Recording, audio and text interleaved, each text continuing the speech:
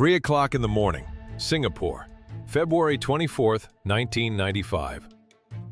Two senior bankers are searching a star trader's desk. They find scissors, glue, photocopied signatures. Within 72 hours, the bank that financed the war against Napoleon will sell for £1. This is the story of how a plasterer's son who failed high school math destroyed Britain's oldest bank. Alone, not with genius, with a hidden account, a lucky number, and a lie that grew for 960 days.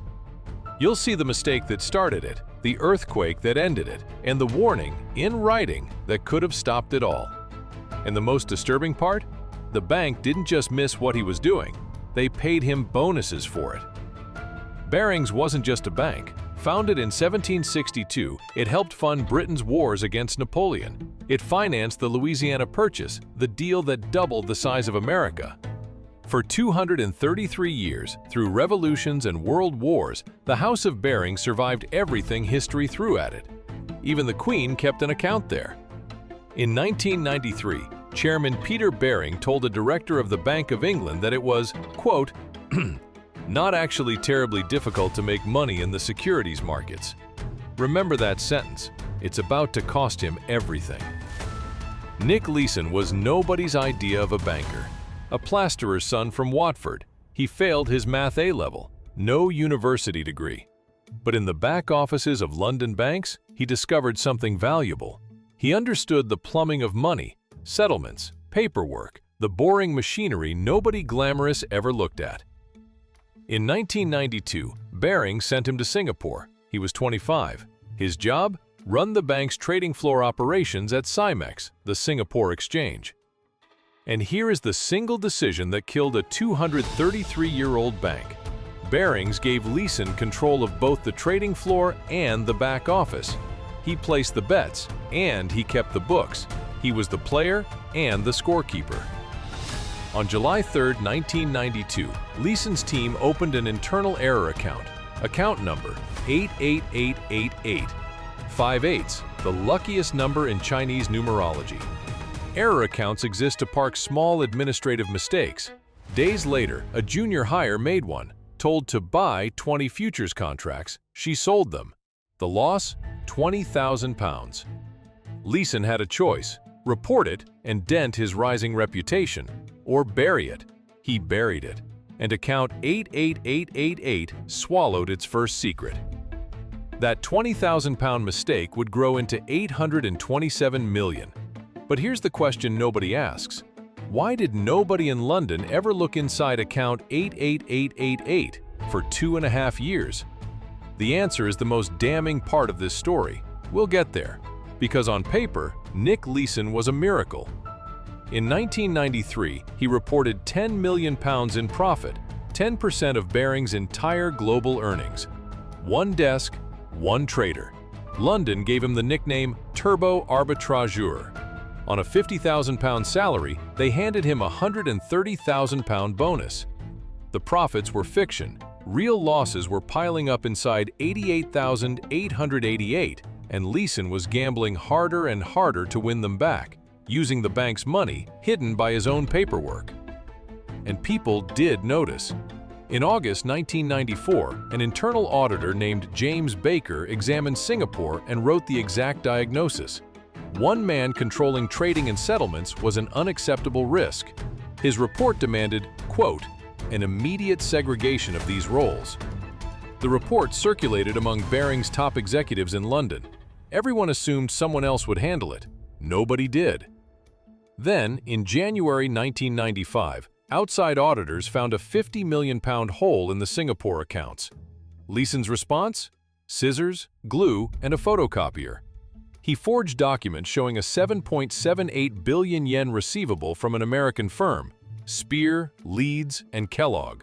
A fake fax assembled at his desk. The auditors accepted it. That's the answer to our question. Nobody looked inside 88,888 because the profits coming out of Singapore were too beautiful to question. Peter Baring had already decided making money was easy.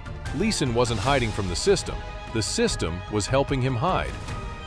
And then, at 5:46 in the morning, January 17, 1995, the ground itself intervened. The Kobe earthquake. 6,400 lives lost, a great Japanese city in ruins. And in Singapore, one man watched the Nikkei index collapse with a secret position built on a single bet that the Japanese market would stay calm. It's called a short straddle. In plain language, Leeson had sold insurance against a storm, and the storm of a generation had just made landfall. A rational trader cuts losses, a trapped gambler doubles down.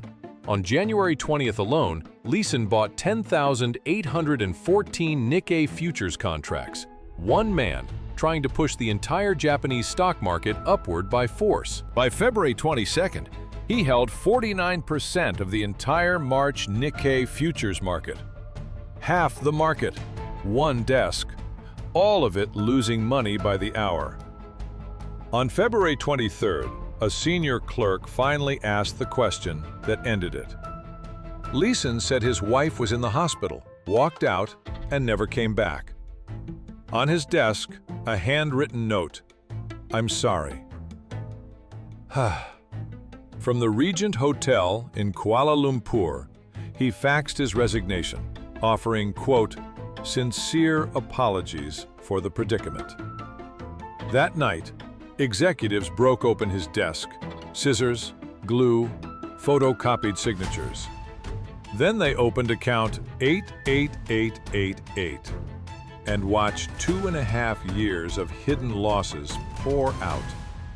£827 million, more than twice the bank's entire capital. That weekend, the governor of the Bank of England scrambled to build a £500 million rescue. At 10:10 p.m. on Sunday night, it collapsed because Leeson's positions were still open, still bleeding, and no institution on earth would sign a blank check. On February 26, 1995, Barings was declared insolvent. The Dutch group ING bought 233 years of history for £1. Leeson learned the bank was dead in a hotel room in Borneo from a newspaper slipped under his door. British bank collapse. He ran through Malaysia, Brunei, Bangkok, Abu Dhabi, until German police boarded his plane on the Frankfurt runway on March 2nd. Singapore gave him 6.5 years in Changi prison. Inside, he survived colon cancer. He was out in 4. But here's the verdict history keeps avoiding. One man broke the bank, and the bank built the room he did it in. The error account had a legitimate purpose. The audit said exactly what to do 6 months before the end. The outside auditors asked exactly the right question. Every safeguard existed. Every safeguard was defeated, not by a criminal mastermind, but by an institution's bottomless appetite for good news. Barings didn't die because one man lied. It died because everyone above him preferred the lie. Barings died believing its star could do no wrong. 2 decades later, Silicon Valley made the same mistake, except the star was the CEO. The board was full of generals and statesmen, and the product never existed at all. That story is next, right here.